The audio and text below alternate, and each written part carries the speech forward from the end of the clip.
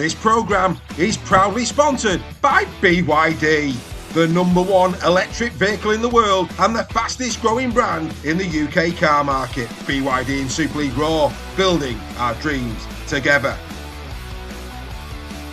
And the home of Super League Raw, the Bluebell in Warrington. Make this your pre- and post-game destination for the best food and drink in town.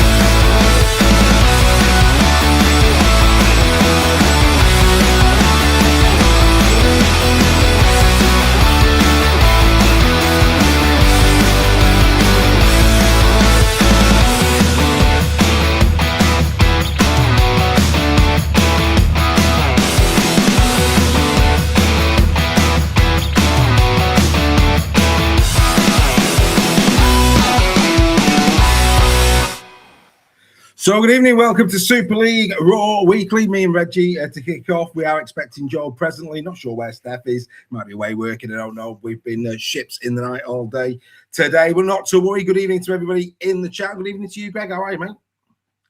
I'm all right, mate. Thanks very much. Good evening, everyone. What a weekend. What a weekend just gone. What a weekend just gone, indeed. Well, speaking of weekends just gone, a record weekend, 83,615, no less, watching Rivals round number 3. Shame it weren't the one at Magic. It was a lot better. It was a lot better, mate. A lot more closer scores. A couple of surprises, a couple of blowouts. Warrington's poor performance wasn't fun to watch. But yeah, and well done, Huddersfield Giants. A lot of games that kind of started off brightly for a few teams and then fell away. I think the Hull and Saints. Some good games out there. Wakey's performance down to 12 men. Good performance. Yeah, well, incredible, really. I mean, look, Castleford do. I said on Captain's Run on Thursday night before a ball was kicked that I was just concerned that Castleford were going to do another Wigan where they were great one week and then dire the next. Of course, they lost against FC, didn't they, the week after Wigan? And I just felt, I had no confidence they could back it up. And lo and behold, for what a winnable position. Taking nothing away though from Wakey. I thought Wakey's counter, the way they were attacking, the way they were offloading, the way they were supporting each other with 12 men. It was an incredible second half performance from Wakefield. Yeah, it certainly was. And, a lot of people are tipping them for the grand final. A lot of people in the rugby league media are tipping them for the grand final. And, you can't bet against them at the minute, can you? Because they're playing some good stuff. Cass, the game was there for Cass, and they didn't really do themselves justice. But I thought Wakey was a real professional second half performance. Yeah, incredible. Absolutely. I thought the Staunton one probably about right. Probably. One of those. Yeah. No doubt it was shoulder contact to the head. So, by the letter of law, it's a red. Did you see it? Yeah, as a straight red. They've been given, haven't they? You know, I don't like to. I don't. It's a difficult one to say because you've seen those given, and you've seen lengthy bans given for them as well in the past. So, on the balance of probabilities, yeah, I think just about the right decision. Although sometimes you've seen a yellow given for them, so you know it's difficult to comment on it, isn't it? Yeah, absolutely. I mean, do you see Wakefield now off the back of their recent run and the rugby that they're playing when they're on song? Do you see them as genuine contenders? I think you'd be foolish not to think they've got a chance. It may well be an outside chance, you know, the way Wigan and Leeds have been playing, but injuries could take the toll towards the end of the season. I'm sure we're going to discuss that in a little while. But yeah, Leeds are playing well. Wigan are playing well. But Wakefield, there's no reason to suggest that if you keep on this kind of level, that they can't be an outside bet. Whether they can win it, I think I said last week, it's probably a season, maybe 2 seasons too soon, as we saw with Hull KR. They had to build and lose a grand final before they won one. But you know, there's certainly wouldn't bet against them at this moment in time. No, some lovely tries from Wakey. I love the Hamlin Ueli offload to Fire Tilly. I thought it was lovely to see 2 prop forwards, doing what they were doing. And then in terms of just the all-round support play, like I say, some of the tries from deep, some lovely on the edge as well, other Vanganar, etc. Very easy on the eye. When they're on Wakey, they're a lovely team to watch. Speaking of a team that were a lovely team to watch last year, it's been a bit hit and miss this year, KR. I thought FC, certainly in the first half, I thought they had them. KR again looked very jittery. FC got off to a flying start. And then for me, they invited KR back in the game, and all credit to KR. They came back and got the job done. They did a little bit of discipline, let Hull down, a little bit of poor handling. And you know what? Hull KR fans might not like me for this, but I thought that second half performance, they looked better without Mikey Lewis. Jez Litton took control of the game, I thought, in the second half. And whereas we criticised him a little bit the week before against Warrington with his body language, we thought was all out of sorts. Yeah, Jez, I actually thought control in that second half and really, really turned it around for KR. I thought he was excellent on Thursday night, was it? Thursday night? Yes, it was the opening game. Yeah, absolutely. I'll tell you what I liked. I really liked Jack Broadbent morphing into Josh Rourke. I like that. I like that a lot. That was right out of the Josh Rourke playbook, that one. It certainly was, wasn't it? Yeah, but he's, it makes it all the more mystifying why he was on the bench the week before against Warrington. That was just something we couldn't understand last week, and he justified his place in the starting lineup on Thursday night for me. Jack Broadbent, I thought he was excellent again. Especially in that second half. Yeah, outstanding. And I think the game breaker was the Burgess intercepts, and of course a little bit of fighting with his mate Minchella, putting to bed any speculation there. Good evening to Volstagg. He's already gone to the bar. Well done, Volstagg. And I have to say, a brilliant hooter this week. Really enjoyed the chat between Volstagg, Ollie, and Craig. Very, very nice. If you've not listened to the final hooter, make sure that you do. Very, very good. Very, very good this week. Really enjoyed that one. Wigan against St Helens, the Bevan French show. Just how good was Bevan French?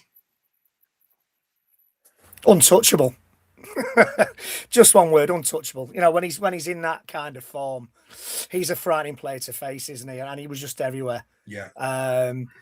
He's one of those players that you don't know. I don't think sometimes he knows what he's going to do. No. So what chance have you got? He was absolutely outstanding. He really was. Saints had a good start as well. After all of the kind of the problems that they'd had in the build-up to that game, you could have forgiven them for rolling over or for not being at the races, but they had a really strong start, and you wondered, wow, is this Saints turning a corner? But Wigan just know how to kind of not only grind out a win, but once they've got the noses in front, they just turn it on, and when they're in that form, they're a superb team to watch. No matter who's wearing those jerseys for Wigan, You know, they all seem to follow the same pattern. They're all reading from the same script, and that's why they're such a frightening team at this moment in time. They've got a few players out, a few kids coming through, and it's as if, you know, it's the actual first team playing. They all know the jobs, they all know the responsibilities, they all know, and I hate this word that's crept in. They all know the processes. They go through them, and when you got somebody like Bevan French who can open defences at will, then it's a frightening prospect for the back end of the season. Yeah, no, absolutely. No arguments with the Leigh Warrington result. Leigh fully deserving of it. What I would say, I think Wire at the top end Castleford. I'll just put it there. I think Warrington are the top 6 Castleford. You never know what Warrington you're going to get dished up. I mean, you know, the week before, arguably outstanding against KR, rolled KR, and then they get rolled by Leigh, and you're just like, it's nonsense, really. But you just don't know what Warrington's going to turn up, do you? No, you know, they've never won at the LSV, and for me, that's in the back of the mind. It's a mental thing. They've never won there, and you know, it must be a mental thing at the LSV. They just can't seem, no matter, you know, they've played there really well in the past and got beaten. They were absolutely woeful. They're outplayed, outmuscled, outperformed by Leigh, and it was a really disappointing performance from the Wire, especially when you see what they did to KR the week before in that first half, especially. Leigh were there for the taking. I don't think any Leigh fan will deny that. They had lots of injuries, but they were just superb. Again, just followed the processes, did what they needed to do. Nothing silly, nothing spectacular. There were a few lapses of discipline and concentration here and there, but thoroughly deserved the win against Warrington. I didn't think we're crushingly disappointed. No, I thought, look, Leigh in great form. They put Warrington to the sword, and you can have no argument with it. I think Warrington were there for a decent period of the game. It was an arm wrestle for a while. I just think Warrington discipline again was poor. I mean, look, I thought the yellow cards were a nonsense, both of them. I think, you know, Toby King was the contact with the chin, probably.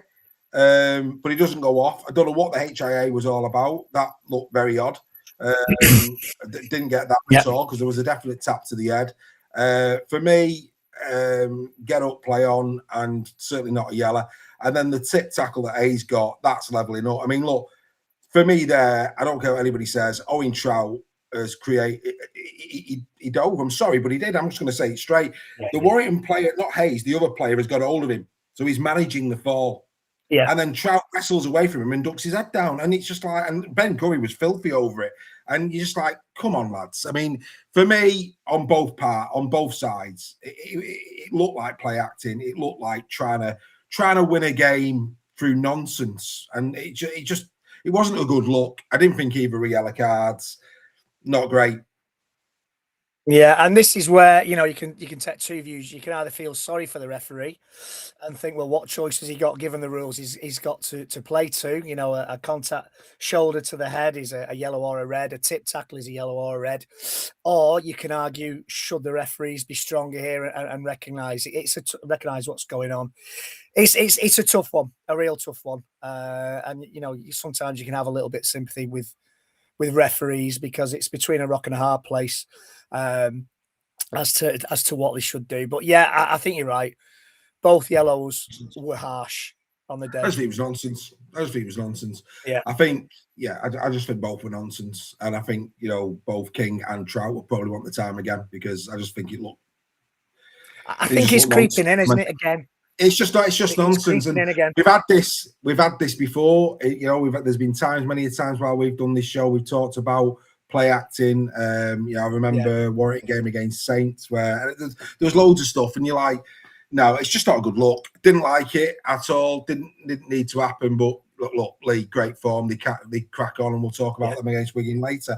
Huddersfield Giants get a win against York. Look, it weren't a classic. It never was going to be a classic, but that's a big 2 points. And I'm really pleased for Jim Lenihan getting over the line with his first win. Yeah. Probably a game that Huddersfield would have targeted.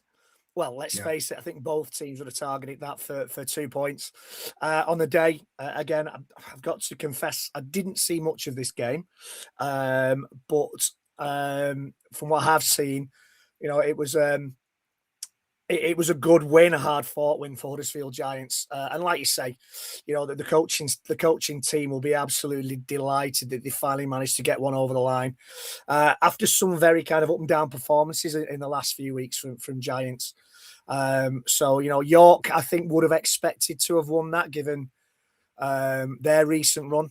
But fair play, Giants deserve the win, thoroughly deserve the win. Well, they tried to throw it away. I'd go as far to say that. Because again, York came strong at the end. They tried their best to throw it away, but they didn't. Phenomenal, comfortable win for Leeds against Bradford. That 2020 from Jake Connor was special, wasn't it? Yeah. That is one of the highlights of the season. What a kick that is! Inside his own 15. Phenomenal, mate. On the 5. Ridiculous. Yeah, what an absolutely superb kick. That's it's what the guy can do. It's 1 in 100, but it come off, and who cares? It's a quality bit of skill. Absolutely incredible. Nige Bennett, he's gone to the bar. Well done, Nige. That's what you're talking about. Thank you very much indeed, as always, for supporting us on Super Chat. If you're not a member, but you want to support the channel, then by all means, buy us a coffee or a drink or whatever you want, and just keep it real. That'd be outstanding. But yeah, I mean, look, brilliant from Leeds. I think that's an important 2 points as well. The week before, they've been very disappointed, and I thought, I mean, we'll talk about Sevo in a minute, but I thought James McDonnell, his last 2 weeks, he's been incredible. It's the form that got him in the dream team last year. He's playing some superb rugby. Yeah, he is, and he's been I think he's been flitting between second row and centre, hasn't he? And he's such a dangerous player when he runs the angle. And again, kind of injuries this season have knocked him back a little bit. But when he's on form again, he's one of the best second rowers in the competition. He was last year. He's moving on, isn't he, at the end of this season? And I think he's going to be sorely missed by the Rhinos. He's one of those unsung heroes. He's a kind of a Trent Waterhouse type of player that kind of goes under the radar sometimes, but does a lot of good hard work in the forwards.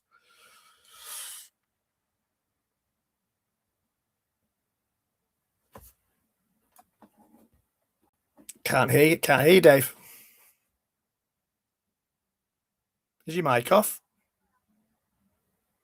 Yeah, mate, I'm playing around my end. My apologies. So he's been playing really, really you well, James. James. Me last week for that. I know, yeah. Really playing well, James. Outstanding performance from him. He's in great form. He's in absolutely great form this season, no question about it. And that type and of as form, Nige Bennett's put in the chat there, Dave. Sorry, Dave. As Nige Bennett's put in the chat there, Brodie Croft. I mean, Brodie Croft. Talk about Devon French. Brodie Croft is playing some superb stuff as well. Well, he might take me on his current run rate. He could overtake Sevo with Sevo being out, but again, we'll come back to that in a few moments' time. Like I say, easy win for Leeds Rhinos. I think we've been through them all. Look, I tell you what, I say this every week. I watch every game, and a lot of the games I watch on repeat, so I can forward wind the conversions and I can forward wind all the nonsense getting to the scrum. Yeah. Thank God I didn't watch Toulouse Catalan Dragons live. I mean, what on earth is going on?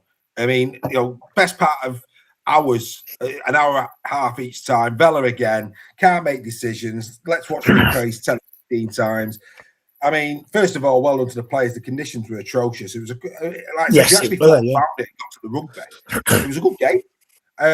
John Cartwright full time saying, he felt sorry for the players because he couldn't get any momentum. But if you watched it like I did and you just forward wound to when the ball was actually in play, it was a good game, to be fair. But given the conditions, they've got to get this sorted out. It's an absolute nonsense. It's a nonsense. You can't be having rugby league games going on for that amount of time. It's we've got a TV deal coming the next couple of days, and exactly.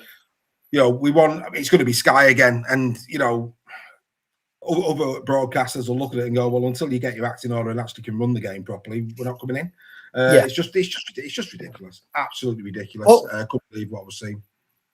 I was watching the game with Zoe, with my youngest, and there's been about half an hour gone, and I hadn't noticed the clock. She turned around to me and said, "Dad, is that right? Only 15 minutes gone." And I'm thinking, there's at least half an hour gone. What's gone on? Yeah. And I actually thought there was a glitch. It dropped out. The picture dropped out, and I honestly thought that they'd restarted the clock. But the longer it went on, the longer I'm thinking, no, the clock's right, and I couldn't work out what happened. Yeah, no, it was just ridiculous. I mean, it was over 2 hours. It was gone 10 o'clock when the game finished, and that, you know, they're already an hour ahead in France as it is. Yeah. So you know that's 11 o'clock over in France. It is ridiculous. Yeah, absolutely chaotic. Chaotic, I think is what they call it. Chaotic. Let's do team of the week. Here we go. And while we're doing team of the week, see if you can sort your connection out behind the back. I will do, sir. Here we go. The Super League Raw Team of the Week is proudly sponsored by the Pentagon Motor Group. Visit their website today to find the make and model that you desire at the right price.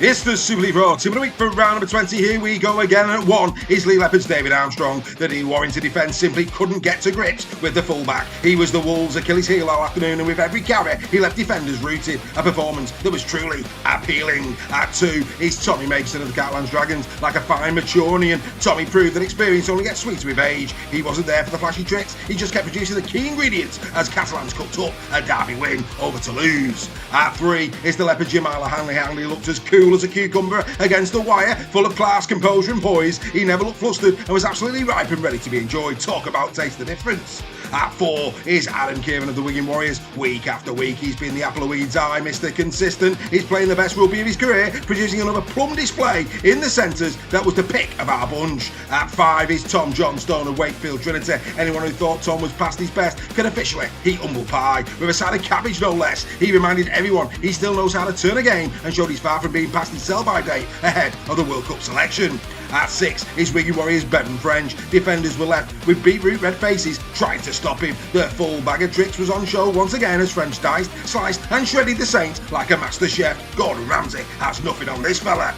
At 7 is Leeds Rhinos' Jake Connor. The man of steel had 2020 vision and 2020 kicking accuracy, no less. Connor was serving up assists and conversions like they were fresh from the market stall. An absolutely perfect performance against the Bradford Bulls. At 8 is Tom Amone of Hull KR. Off the bench, Amone added exactly what KR needed. A bit more bite. He muscled his way through the middle like an award-winning watermelon, bruising everything in his path to help the Robins grind out a win. At 9 is his hooker Jez Litton. Give Jez a platform and he'll make a meal of it. His forwards laid the foundations and Litton picked the right passes like choosing the freshest produce at the market. One of his sharpest performances of the year, simply golden delicious. At 10 is Caleb Hamlin-Welly, who is carroting on regardless in this quest for the Dream Team place. Another powerhouse display full of energy, meters and impact. He's impossible to ignore at the perfect mashup with Fire Tilly on 25 minutes. At 11 is Oliver Partington of the Warriors, shifted into second row and slotted in like peas in a pod. Reliable, hard-working and always doing the dirty work that doesn't always make the highlight reel. Another rock-solid display that played a huge part in a convincing derby win.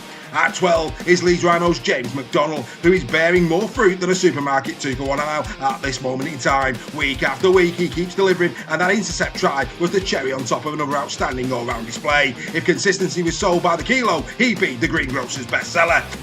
And at 13 is Huddersfield Giants' Harry Rushton. Rushton was only a try or an assist away from producing the perfect loose forward display. He popped up all over the field, got through a mountain of work and looked fresh from the first whistle to the last. Another outstanding performance that proved he's one of the most dependable pieces of produce in the Giants' basket. Ladies and gentlemen, this is your team of the week for round number 20.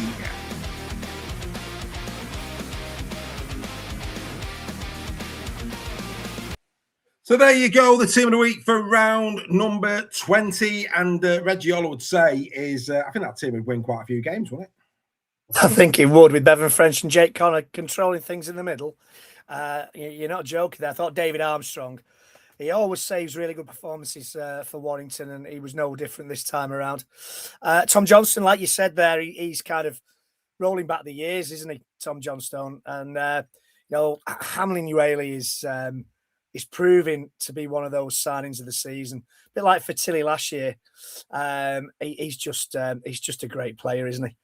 We've talked about McDonald, and good to see Harry Rushton there. Is that his first appearance? First appearance of this, I think it's his first of this season. Look, I mean, Rushton's numbers were just ridiculous. 49 tackles, didn't miss one. I mean, and then he ran for 20 times for 143 metres. You know, Harry Rushton, both sides of the ball. I mean, you know, it's a captain's not that. I mean, I remember interviewing Earl Crabtree, and he said that he saw Harry Rushton as the future, you know, long-term captain of Huddersfield Giants, and well, that was a captain's display. That was an incredible performance from Rushton. Without Rushton, you take Rushton out of that team on whatever day it was. Can't remember what day it was now. Was it Saturday? Could have been. Yeah, I think it was Saturday first game, wasn't it? You take Rushton out of that game, I don't think they win it. I'll be honest.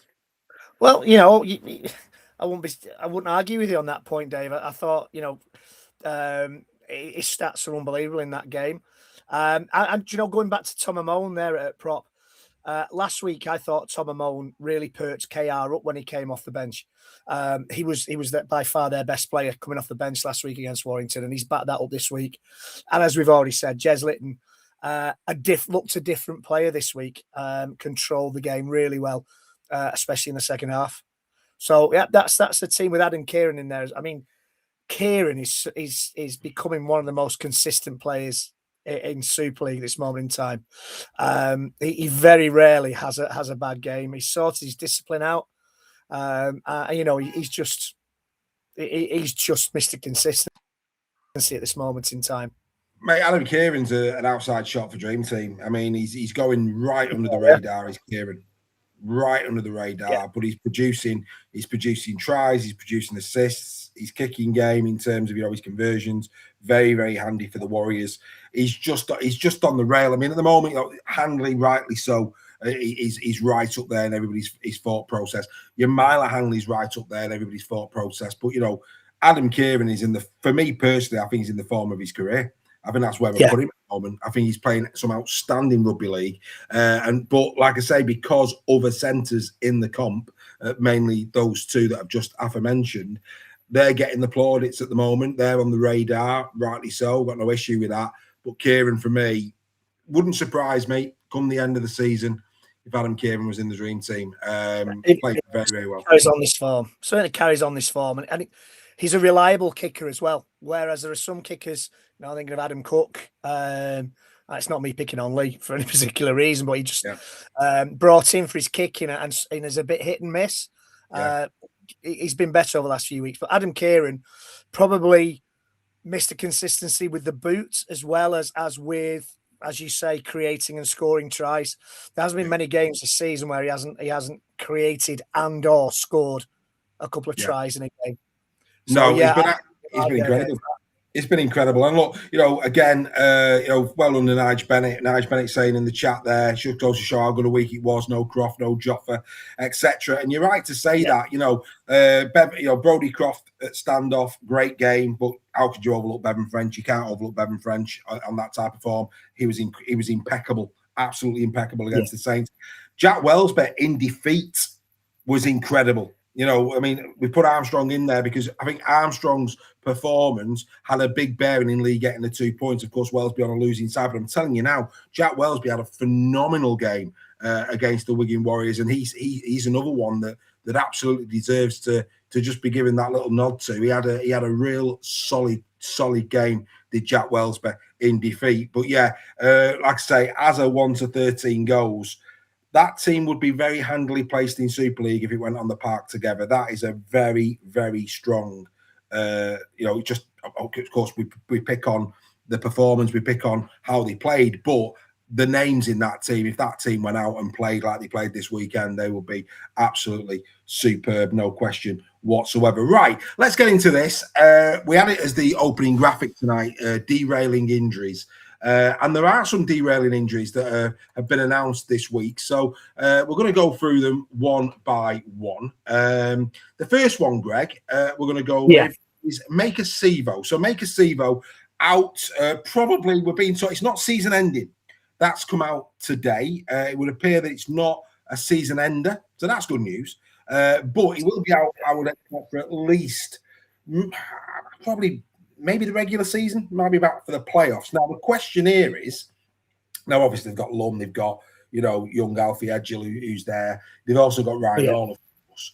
But the amount of tries he scored, and everybody says he scored the gimmies, but when you consider that left edge now, he's decimated. It's been Hanley Sevo all season. It's now going to be Bird. I mean, Hanley's probably going to be back in about 2 or 3 weeks, but it's probably Bird and possibly Hall, possibly Lum on that side. So all of a sudden, that left edge that's been so potent for Leeds all season isn't going to be there. My question to you is this injury a problem in terms of the League Leaders Shield? Do you see it being that by that left edge of Leeds, the fact that it's been disjointed now, is this an opportunity for a team in form, dare I say Wigan, to come and nick it at the end? Well, it certainly is an opportunity. You know, Sivo has scored some tries. I mean, he actually went quite a long way to score a try this weekend, I seem to remember, before his injury. But you know, it very well could be, Dave. You know, if teams are clever, if they've got a clever coaching team, and you're coming up against the Rhinos over the next few weeks, then you would target that edge. You know, you got Bird, you've got Lum, maybe, or Hall. They're no slouches.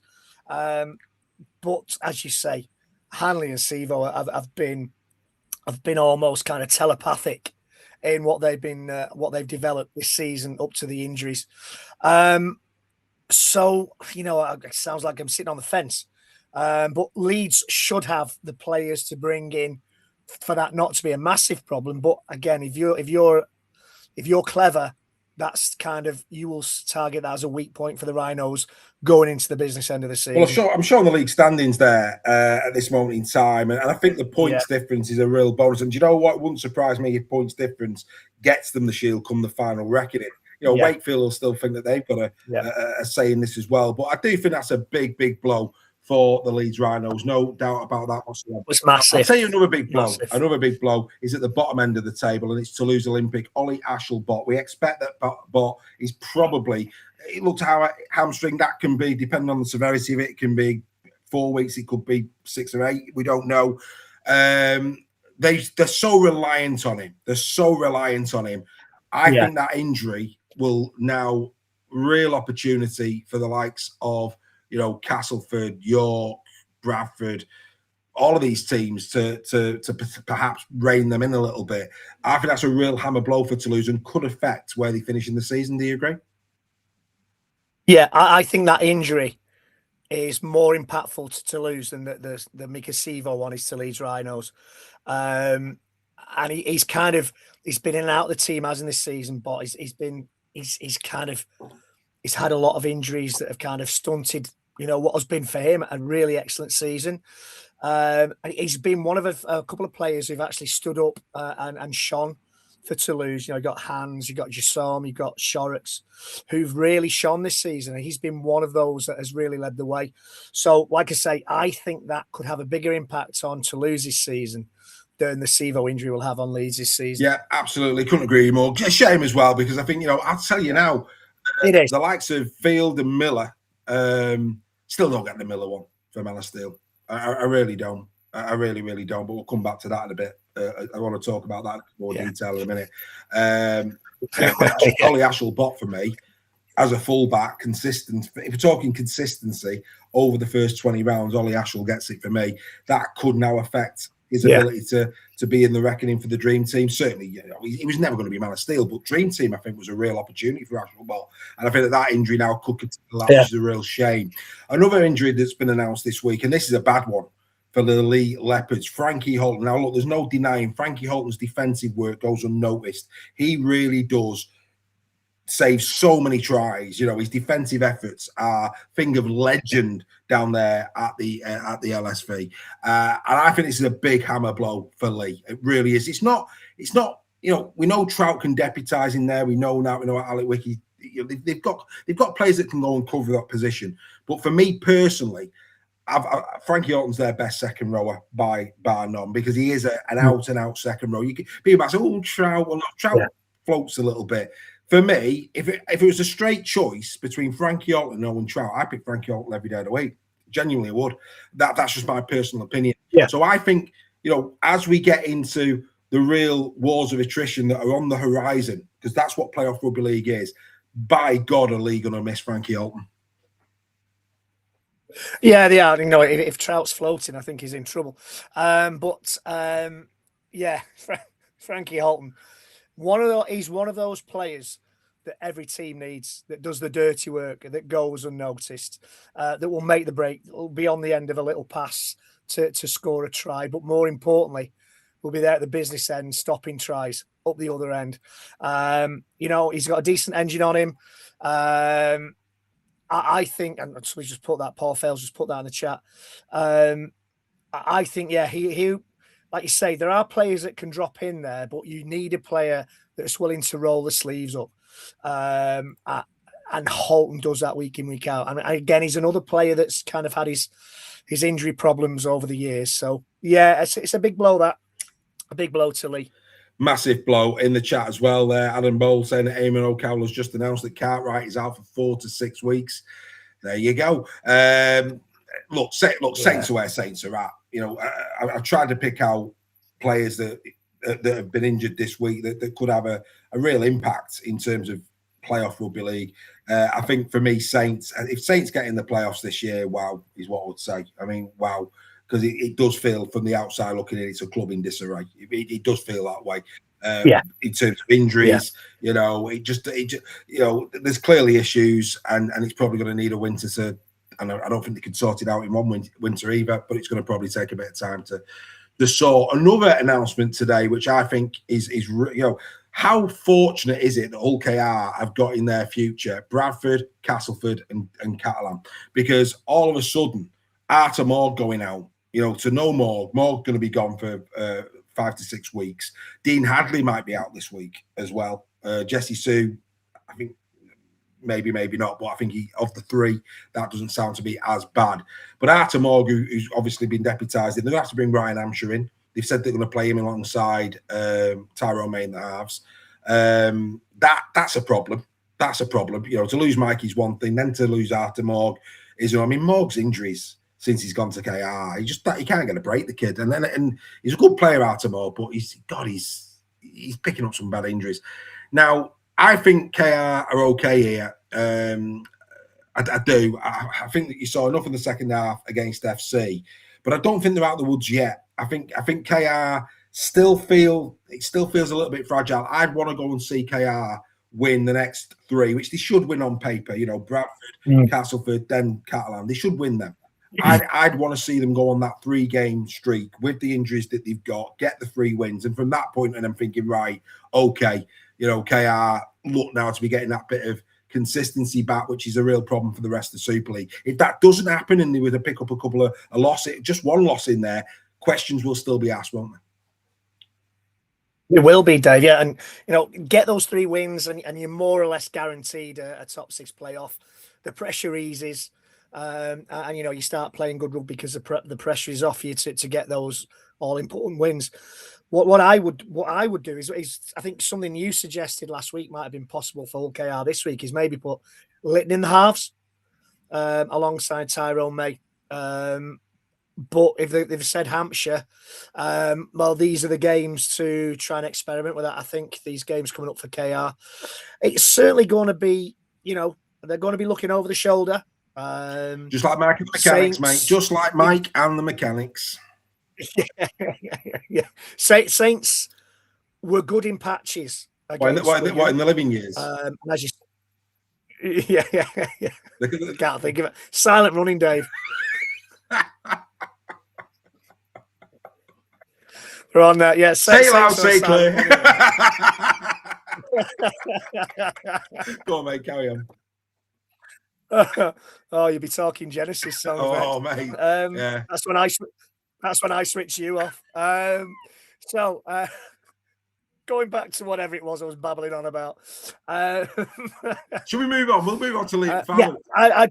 Should we move on to Liam Farrell? Say again. Should we just move on to Liam Farrell? I think we should. That's the moment gone. So we'll go Liam Farrell. Liam Farrell's going to be out for another 4 weeks, which again, from a depth perspective, but Ollie Partington, I mean, for me, Ellis and Partington, they've been sort of deputising for each other. And in fact, fair play to both of them, actually. Both Cade Ellis and Partington this year, they've deputised in the front row. They've deputised, in second row. They're both natural. Well, Partington definitely is more naturally suited for the 13 role. I think they've both been really, really good. So, like I say, Liam out, I get that. the fact that Walters is back, I think they'll be okay. Somebody in the chat saying that Ipape's out for the Wigan game. That's a big blow. That is a big blow. That's massive. That's a huge blow.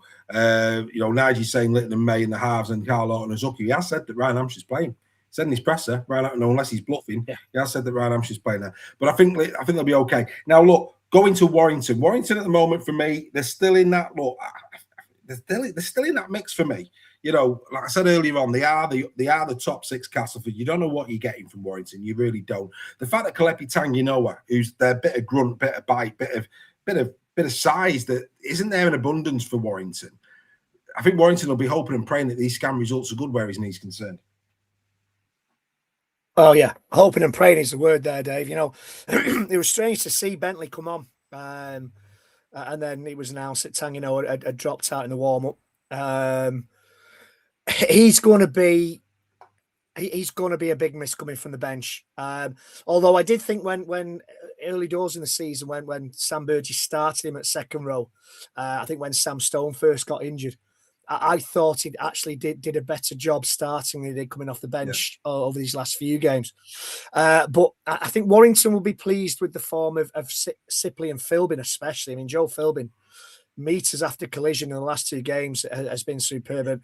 And he was one of the few bright sparks against Lee, Joe Philbin. He's playing maybe the rugby of his life now. It's been announced he's leaving. Maybe he wants to go out on a high. Maybe he's, like I say, I agree with you. I think he's really... And this one, I mean, the mad thing about it was, I think, in that first half, Warrington were in it. When Philbin and Sipley come on, they were punching big time. And then the second half, the wheels just seemed to come off, which has happened a few times this season as well for Warrington, taking nothing away at all from Leigh. But Tanginoa does give him a point of difference, doesn't he? He does. And again, he's one of those players that does the hard work. Nothing flashy, nothing too spectacular. Like Frankie Holton, he's there when defence is needed. He's quite often there on the end of a pass that will break him through the defence. With Sam Stone, I think Sam Stone is quite a few weeks away from coming back. Who actually was playing quite well. Him and Harrison, the second row at the start of the season. The two big players, two tall players in the second row, seem to give Warrington that extra impetus in the middle in those early games. So it is a bit of an issue. And, with James Bentley, which James Bentley are you going to get? He's not playing. He's HIA. He's failed, hasn't he? So he's not going to be there this week. Yeah, well, yeah, exactly. Yeah, forgot he got a HIA, yeah. But, maybe he'll bring someone like, is it Tom Whitehead he might bring in? Can't do that. Is it from the reserve? Oh, he's gone to OKR, hasn't he? Anyway, we'll move on. Reggie's having a moment. We'll move on. Right, look, lots of injuries. It's a real shame because we want the best players on the park. We wish each and every one of them a very, very speedy recovery. Can't believe that Paul Fairley is already in the chat waving the white flag for this game against Wigan. Deary me, come on. Come on, Paul. I believe, sir. I believe. Let's see what the little man's got to say. Here we go. What Would Oliver Say is proudly sponsored by South Coast Lane Carpets. From shag pile to vinyl, nylon to wool, you are guaranteed to find the right fit for your home. Contact them today and tell them Oliver sent you.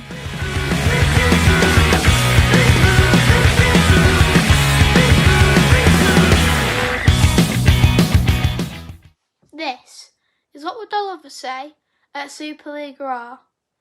Right. I've got to give some credit where it's due. Over the last few years, we've all spoken about the standard of officiating in Super League, and let's be honest, there's been some really frustrating decisions. But this season, one referee has stood out above the rest, and for me, that's Tara Jones. In my opinion, she's been the best referee in Super League this year. She's calm, she's confident, she explains decisions clearly, and the players seem to respect her. She's firm when she needs to be, but she also understands the game and doesn't try to make herself the centre of attention. But let's not forget, she's refereeing in a men's competition. That's what it means there's extra pressure on her, because some people may judge her differently. But she hasn't let that affect her at all. She's let her performances do the talking, and that's exactly how it should be done. So, here's my real question. Is Tara Jones ready for the big finals and big competitions? I think so. What do you think, Super League Raw?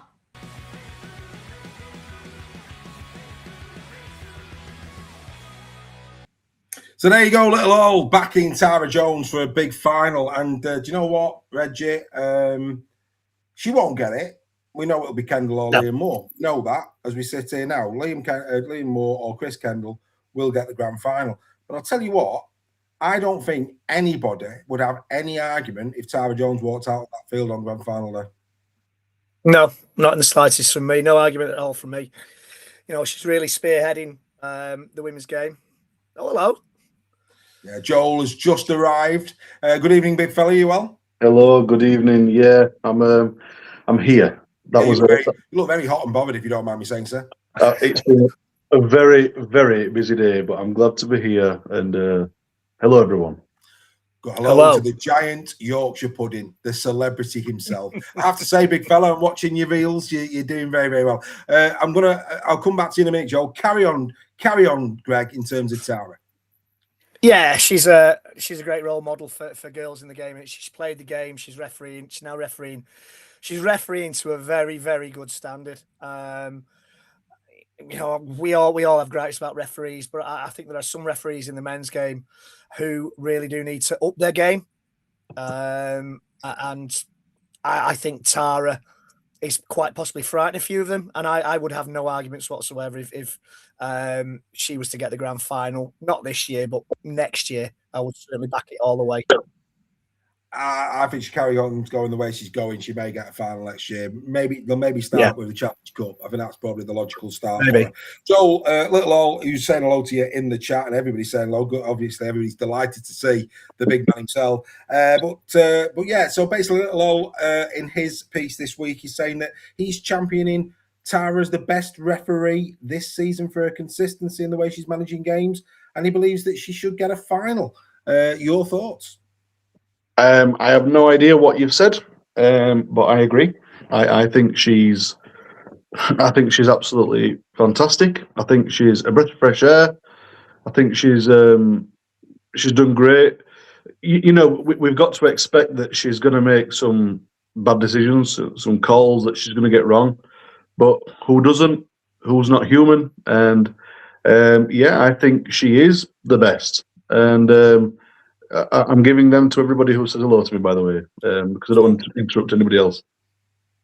Yeah, look, Tara for me has been a breath of fresh air, and I agree with completely with what Little Old said there. I think the way she's managing the players, I think her communication is absolutely on point. I think she's really, really good. It couldn't, for me, and I touch wood as I say this, it couldn't be going any better for her. I think she's established herself already as a very competent referee. And I think, you know, I think any supporter, all those that are in the chat, all those who are listening to the podcast, you know, if you see this weekend that Tara Jones is going to be your official, I don't think you bat an eyelid. I don't think you say anything. I think you go, happy days, fine, yeah, no drama.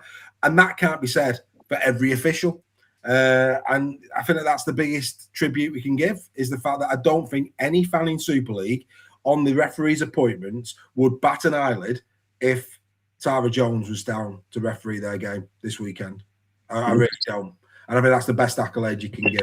I really do. So yeah, as always, all absolutely nailing it. Brilliant again, as always. Love the fact you never know what he's going to say, but whatever he says, it's normally on point, isn't it? Anyway, Joel, seeing as you're here, let's get you straight into the groove, mate. Let's get some proper debate going. Man of Steel. Mm-hmm. Man of Steel. So obviously we had the big run after episode 2 last week. First of all, I just want to, before I go to where I want to go with this, I just want to go back to Lockie Miller, who's getting loads of flowers at the moment, and he's in the conversation for Man of Steel. Am I wrong in thinking, Joel, that in a Leeds Rhino shirt is behind Jake Connor, is behind Brodie Croft, is behind Ash Handler? And I'll just leave it at those 3. There'll be other people who say Sevo as well. But I don't see him in the top 3 Rhinos players this year. So how can he be Man of Steel? Right, I hear what you're saying. I think that the difference with Lockie Miller, why I feel like he should be in the shout, is because he does things that not everyone does, i.e. the flashy things, the things that are going to create scoring opportunities. Now, I know that is a job of a fullback, and he is an attacking threat. But Lockie Miller is excellent in defence. He's very quick out of the back. What he does for Leeds, and this is one of the reasons why they've been doing so well this year, is when that goal is kicked deep and he's in and around the try line, he always gets out. So there's very little chance of him having the opportunity of conceding a try or a goal line dropout. And for many teams, that can be worth a try within itself, because you're stopping somebody else from having the potential of scoring. And when he's got the ball, he's so elusive, it's very difficult to grab. Whereas the likes of Jake Connor, his job is to make sure that tries are scored, to assist, score the tries, and be that playmaker. And then obviously, like your likes of Hanley and Sevo, they're the guys who are the receiving end of them scores that have been the work that have been put in. But we always talk about, don't we, that props don't get the props that they deserve, because they do all the work that is unseen, really. So when you're not talking about a prop, generally they're doing the job that they should be doing. And Lockie Miller, in my opinion, in my humble opinion, does that extremely well, and he's one of the best at it. Now, I'm not saying he's not having a good season. Yeah. Right? So everything you just said, I agree with. I'm not saying that Lockie Miller is having a bad season. Yeah. But what I am saying is, at this moment in time, if I'm a Leeds Rhinos fan, or I'm a neutral, I would have Jake Connor before him, I'd have Brodie Croft before him, and I'd have Ash Handley before him. If I was a Leeds Rhinos fan and I got a leaflet through my letterbox today with all the players' names on it, please tick your 1, 2, 3 for player of the season at Leeds Rhinos, he's not in my top 3. Yeah, I get that point. I just think it's hard because they've got so different jobs, haven't they? And they're all extremely good at what they do. Yeah. So you could have all them guys in the top 5 for Man of Steel. You could. But yeah, I get what you're saying. I do get what you're saying. But as a fullback, I think he does his job as well as anybody does. Agreed. Now, Reggie, Jake Connor. It's one, as we've seen with OKR in terms of league titles. Okay, it's one thing to win it. It's one thing to retain it. Are we seeing one of the best? I mean, one of the best efforts of retaining a Man of Steel that we've seen for many a year? Yeah, it's a short answer. He's doing really well, isn't he? He's kind of he's consistently good, rather than consistent. He's consistently good. Jake Connor, and I love watching him play. I think he's one of the players that are truly box office in Super League, and he's going to give it a big push. That kick at the weekend, that 40-20, 40-20, whatever it was worth the admission fee alone. It was a great kick. So yeah, I think I don't think many people would be surprised if he went back to back and did it again this year. Right. So now comes the real spiky question to Joel. Will Paul Sculthorpe allow that to happen? No. Because he has not been mentioned. You think he's had very little flowers. Now, I would say most neutrals would say that Jake Connor this season has been as good, if not better, than he was last season. And he's getting it. And with every passing week, he's grabbing that team and he's becoming more and more influential with every passing week. Unfortunately, we don't like to go over spent ground, but I think we need to have that discussion that we've had of where are these ex-players come from and who their friends are.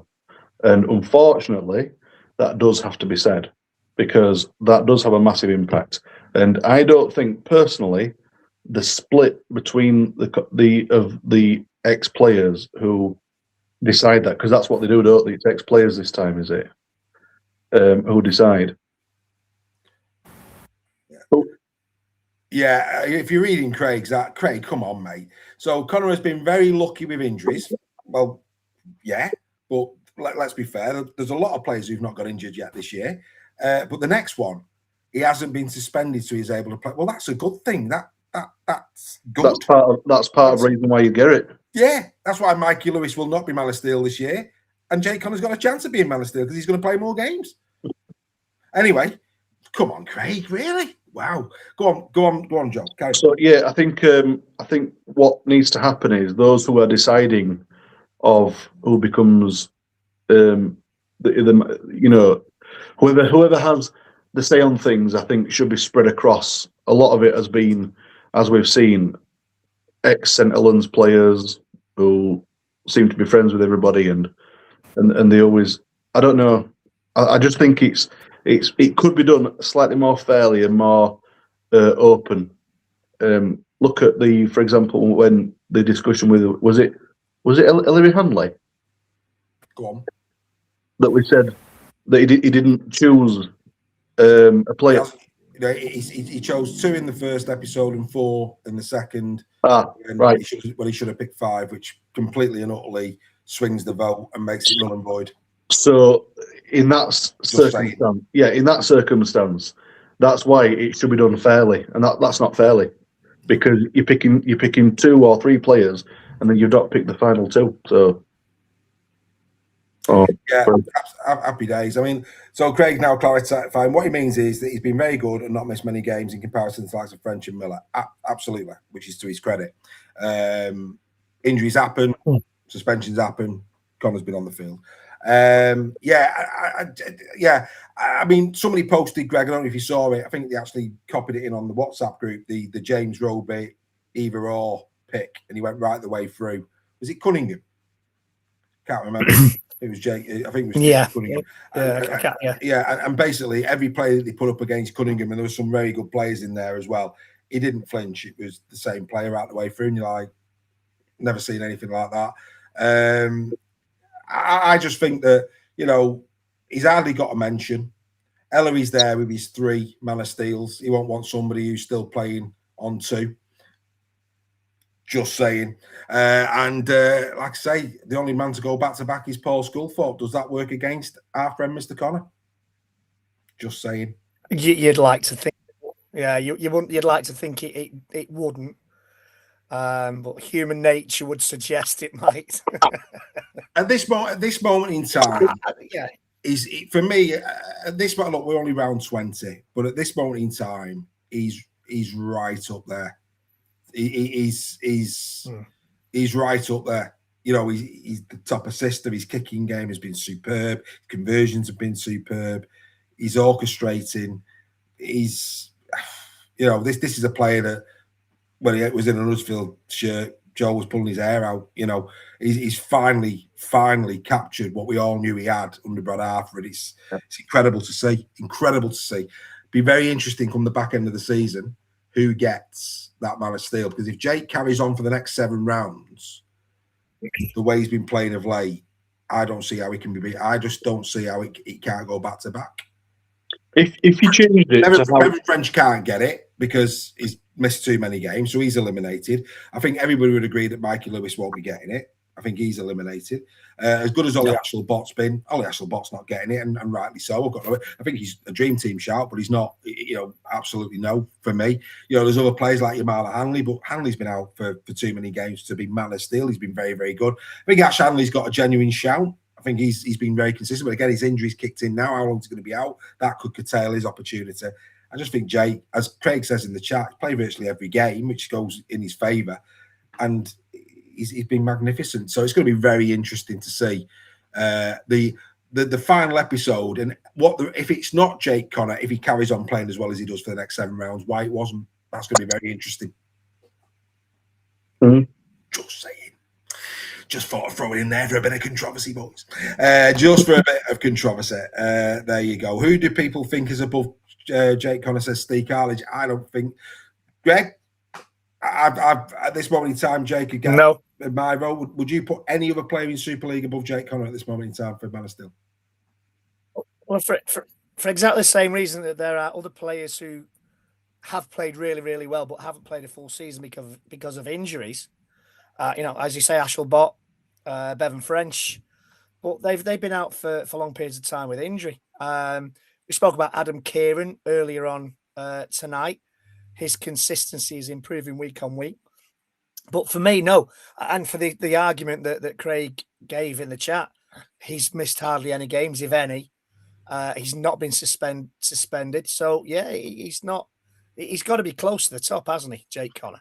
Yeah, Ulysses in the chat. Has Jake Connor excelled against Wigan this season? Probably not, but Huddersfield and Casford have. Anyway, we move on. We move on. We just move on. We just move on. It's too easy to do that. It's just too easy. Just a bit of fun. Just Ulysses. Great name, that. Love that name, Ulysses. Always reminds me of the American Civil War, Mr. Grant. Outstanding. Wonderful stuff. That's so funny. Robert Lee wasn't a patch on him. There you are, a bit of history. A bit of history on Super League Raw. Can't be a bit of American Civil War chat on a Tuesday, can you? Anyway, with that, let's get to this. Banging or hanging?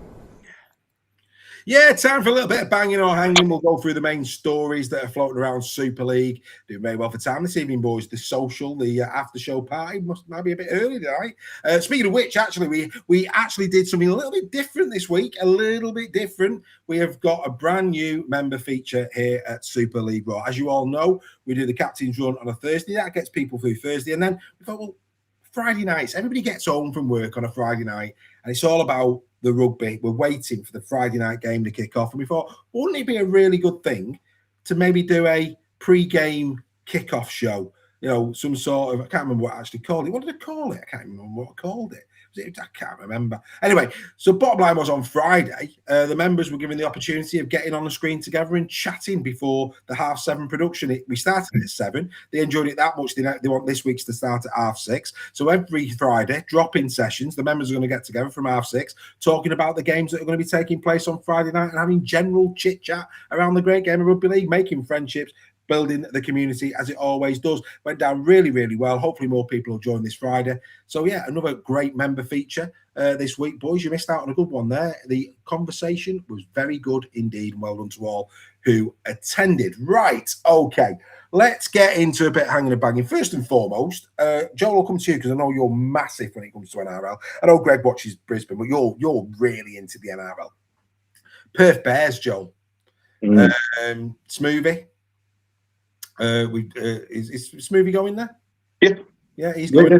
He's been announced this week. Obviously, we know about the Leeds boys that are going. They're making some really good acquisitions, some of which played in the Ashes as well. The centre, I can't pronounce his name, but the centre that played in the Ashes, he's on his way there.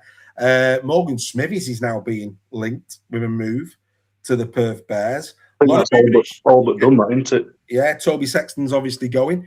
They'll be hoping for the Toby Sexton that played this week and not for the COVID-19. That's a bit harsh. Toby Sexton's had a couple of good games this year for Catalan's Dragons, but Perth Bears, it's not going to compete. I think, like we said about York and Toulouse and Bradford, as a new brand coming into Super League, their number one aim will be not to finish bottom of the pile. Are you feeling that Perth Bears could get off to a flyer like the Dolphins and actually, do better than last next year? It's hard because in the NRL it's a much different animal and beast. So like York York, Bradford and Toulouse have come in and done absolutely brilliantly in Super League and it's great. But I think the chance to be able to do that is slightly easier. I'm not disregarding our product here. Our brand is fantastic, but the NRL is a different beast. And the teams in the top. I'd say the top 10. The top 10 that's what they are. They are unbelievable. And for teams to kind of get up there, so like your Gold Coast, for example, for them to really excel, they need to be spending some big money. Whereas Perth, they don't have that luxury right now. They're spending money. They are spending money, of course, because like Smith isn't going to come cheap. However, I think it's one of them ones where you don't look at what they're going to be doing necessarily this season coming. It's going to be more how they're going to get on in the next 2 or 3 years when they go through a couple of recruitment cycles. Because right now, I think what they're doing is they're kind of putting people in places just to keep them, as you say, floating, keeping them above. Try and not finish at the bottom of the table, which there's every chance they won't do because they've got some good quality talent there. Yeah. And I think, the likes of Sexton's gonna help. It's going to be brilliant, Though I think they're going to be. We'll have to judge them more on in the Super League, we would necessarily judge a team that's come through like York this year, and would look at next year and say, right, how are they doing next year? Whereas in the NRL, you're kind of looking another couple of years in advance there. Yeah, agree. Nathan Shields is in the chat. He's gone super chatting. Says, "Congrats on the strong man, Joe." Oh, he's obviously your brother. But yeah, Joel, I think you just missed the L out. But there you go. Well played. And also on Instagram tonight is Jamie Hallowell. Not spoke to Jamie in a long time. Hoping her dad are well. Be good to hear from you, Jamie, mate. Get in touch. Get in touch. Lovely to see that you're with us this evening as well. I've just gone and found it actually. There you go. Friday night warm-up is what we called it. Our very own Greg Roach, member number 2, doing a fine pose for that one. That was what we called it. The Friday night warm-up, every Friday night now for the members at 6:30 p.m. Make sure, if you're a member, that you become a part of that. All the links that you need will be in the WhatsApp group for you to press. Right, Greg, bring you back in. Nigel Wood says that he wants to put fan experience at the forefront of where we go. We've got to give him some. In fact, look, financials have come out a 512 grand swing to profit. 512 grand swing. They lost 516,000 last year. The year before, sorry, the Rugby Football League. They made just over 4 grand profit. Now people will say it's only 4 grand, but that's a massive swing, over £500,000 swing, aided and abetted by the Ashes series. We mustn't forget that. So they've got a bigger task. This year, albeit Magic will have helped, no doubt about that. That's a helping hand as well. But that's a good swing, and it's again viewing figures up, attendance is up. Rugby Football League into profit. We'll take it. Yeah, God, yeah, any day of the week. What was your question about fan experience? Fan experience at the forefront? that's the focus, that they want to put fan experience right at the focal point of everything that they do, and I think we'd all agree with that. That's banging, isn't it?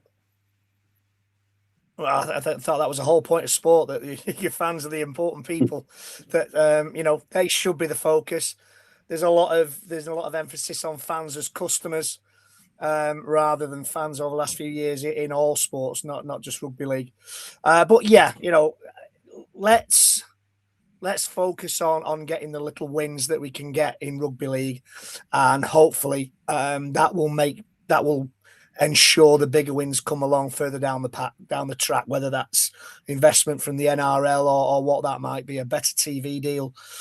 Get it as a product that has the fan at its heart, where the fans getting involved again, going back, maybe 20, 30 years, where some of the crowds were a lot bigger in some years because of what clubs were doing. I'm thinking of Keighley and clubs like that back in the day who had fans at the heart of everything they did. So yeah, getting the fan at the heart of that experience is banging for me. There are a lot of clubs that are doing it, a lot of clubs that are trying to do it. Warrington get a lot of criticism, but they do a lot of things that try to engage and involve fans, and I'm sure there are other clubs. Fans of other clubs can tell us stories of what their clubs are doing. But yeah, get the fans involved, get the little wins, and the big wins will come further along the track because of that. Yeah, absolutely, couldn't agree with you more. Right, let's get into another debate. Let's go to St. Helens.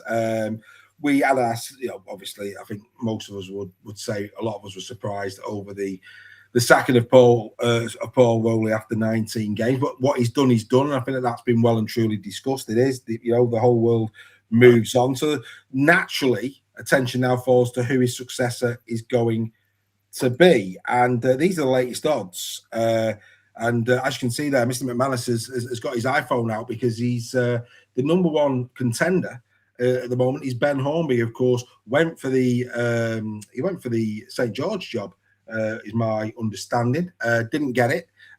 He's seen as somebody who is next in line down there in the NRL, as we've seen many times before.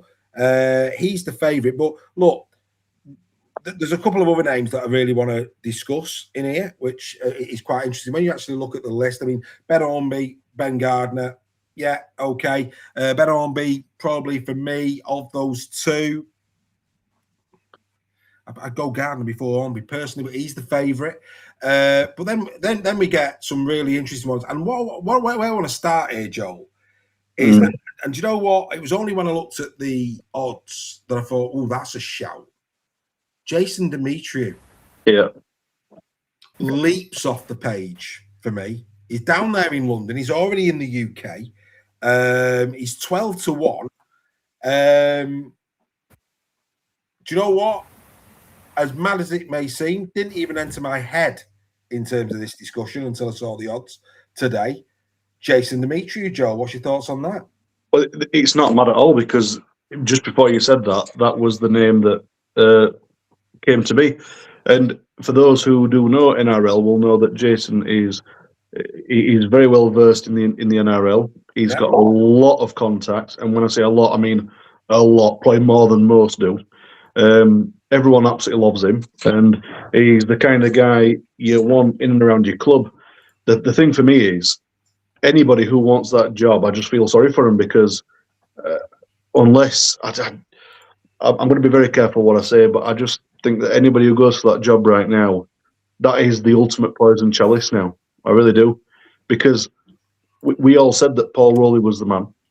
We still think he's the man, but you can understand why you wouldn't want to be at the club, because it's like the slightest thing that goes wrong, you are gone, and whether you are the issue or not doesn't make a difference. That's what they're going to decide. I'd have Jason over Ben all day long, if I'm being honest, because the thing was, I think Ben Hornby was wasn't he like the third choice for St George job? Yeah, he was in. I mean, look, he was approached to apply, which I think says a lot. You know, when the clubs say, "Look, we want you to apply," he's obviously held in great esteem. You know, and he is, but he didn't get it. Yeah, exactly. And for me, Demetriou's been around the block a lot longer. I mean, he's got a better CV. I think the fact that he's over it, and if rumours, you know, again, if London don't get Super League, which everybody expects they will, I mean, but again, that's been a bit up and down depending on who you listen to recently. You know, it might be status quo next year, and London have to wait another 12 months. Now, if London do have to wait another 12 months, then all of a sudden, Demetriou might, for me, may be gettable. Quite possibly. In fact, I think they would probably throw quite a lot of money at him, because I think he would like the job. I don't think anybody would love to be, you know, the head coach of St Helens. It's just the problem is it's just the wrong time in St Helens club's history to be their coach. But Jason is the man, and put it this way: look, if Jason got the job, I don't think anybody would be upset. And then if he got sacked, it's ironclad, nailing coffin. It's the club that's the issue. Well, that's a good shout. I mean, look, whether he does or he doesn't. The one that really surprised me, Greg, when I saw this was Kurt Haggerty at 10 to 1. Now that astonishes me. I'll be honest with you. And that's no disrespect to Kurt. I think he's doing a real solid job there at Bradford. But he wouldn't stand it. Based on what we just seen, it was interesting actually. I watched Martin Sadler today, and I have to say I did smile at some of the comments that Martin had to say about the whole thing that he's saying. If you haven't listened to that, it's quite cutting actually. But you know, for me, Kurt Haggerty, what he basically said, for those who haven't watched it, he pretty much says that fan power is what's managing St Helens. He was quite scathing.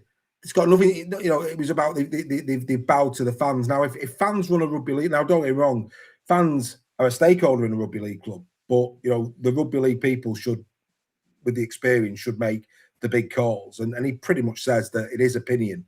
The fans have got the last two coaches sacked, and he was basically saying that the board have lost the nerve. That's what I got out of it. Yeah, and you know what? He's got a point. We've seen it in other sports when a club has had a great deal of success on the pitch. When a manager replaces somebody who's won a lot of trophies, fan power can sometimes have a big say in whether the replacement or replacements to that boss have a fair crack of the whip. So, I think he's got a fair point there. Ben Hornby he was an Illawarra player, wasn't he, for a while? So, he's been there or thereabouts. Going back to Jason Demetriou, he seems to get mentioned every time a coaching position becomes available at one of the top Super League clubs. His name is always mentioned. He never quite gets over the line.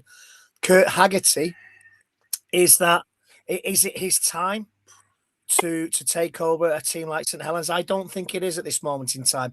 I'm not saying that time might not come, but I'm saying at this moment in time, I think he continues to do what has been a fairly decent job given the materials he's got at Bradford, and that's no disrespect to the players he's got there. He's brought some great performances out recently in some of the players there, but I think Kurt Haggerty too soon for him. Would he be the right fit? I'm not sure. For me, that smacks of Darryl Powell at Warrington a little bit. So for me, no, I don't think Kurt Haggerty is the man for that at this moment in time. I mean, look, there's sort of I saw, I can't remember which podcast it was, as I keep abreast of them all, but by all accounts, Rowley ball actually was Haggerty ball. It was nothing to do with Paul Rowley. I heard today, which was another interesting one. The king is dead, long live the king, and all that. And you're like, wow. I mean, just like I say, just leave him alone now. What's done is done. We move on. Brian McDermott at 20-1. Joel, Kevin Walters, I don't see. I mean, the ones that really catch the eye, and don't get me wrong, Sam Burgess 33-1. Greg, would you have Sam Burgess taking over at St Helens? Not that whether I would want it or not, I just don't think it's going to happen. I think that's a very, very long lot. Well, 33-1, it is a long shot. I think he's more likely to find himself continuing at Warrington than he is going to Saints, if I'm being perfectly honest with that. As a Warrington fan, if it was announced that Sam Burgess was going to Warrington, would you be upset? Going to Warrington or going to Saints? Sorry. That's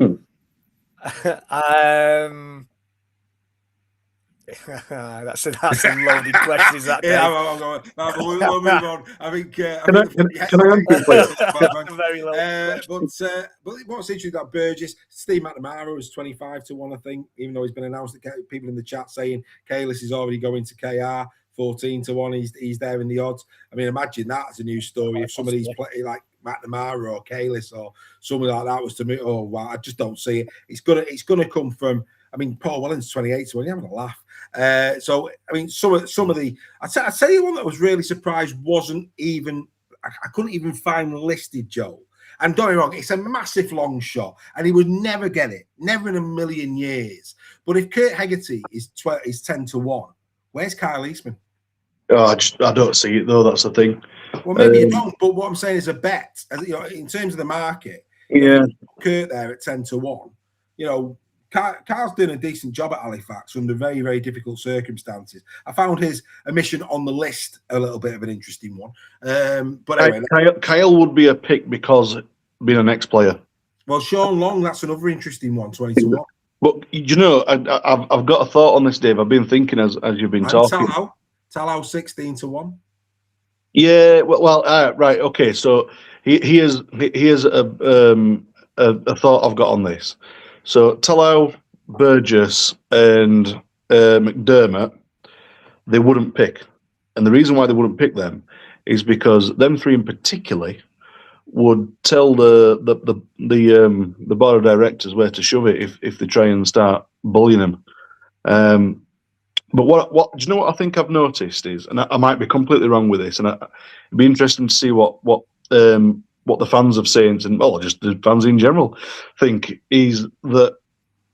Do you think that the St Helens club are too scared of the fans because they've lost so much money? They know that they've got to keep the fans on side because because how fickle they are, they'll start going, and then they start losing the money, and then the club starts going down. Now that might be a bit of a daft statement, but it might not be half wrong. Because you look at that statement that they put out, that ridiculous statement saying, "Why didn't you come to the game?" To me, clubs only do that when they're getting quite worried. And could it be that they are at the mercy of the fans? Do the fans now make the decisions? Do you know what? it's going to be interesting, and this is going to run and run and on and on. But I've heard many think, well, the attendance dip below 10,000. You're thinking it just makes you. It just as much as we have always had a bit of a giggle with the black and white supporters. Fair play to them. Yeah. Because it does, for a team that has been devoid of any success and an absolute shower, both on and off the field for many, many a year, for them to keep turning up week on week, it's a lesson for everybody, isn't it? Can I just respond to Jordan? I know the club's the issue. Yeah. But what I'm saying is, at what point or what statement in the club's history of them making decisions does it make them realise that they're biting themselves on the backside? I know it's the club that's the issue. We all know it is. Stevie Wonder can see that. But the point is that there's gonna come a point where they make a decision and it's gonna bite them on the backside that hard. And I think that's the only way for them to learn. I think you're very superstitious there, if you don't mind me saying, Joel. Very superstitious in terms of what you're saying. The thing is, I heard it on the grapevine. That's Marvin Gaye. Oh, man! Damn, of course it is, yeah. Of course it is. Flipping heck. Oh, mate. Oh, matey. Great song, though. Great song. That's a shocker, honestly. Oh, mate. That is Do you think it was signed, sealed, and delivered? Now that's Stevie Wonder. Stevie Wonder. Yeah. Anyway. Tell you what, guys, just to bring this to a close. Yeah. If you're a betting man or woman, put a quid on Matt King as an outside shot at 16-1. He's coached in the World Cup. He's assistant coach at New South Wales and the Roosters, I think it is. It's not a bad shout. Put a pound on Matt King. Played in Super League as well.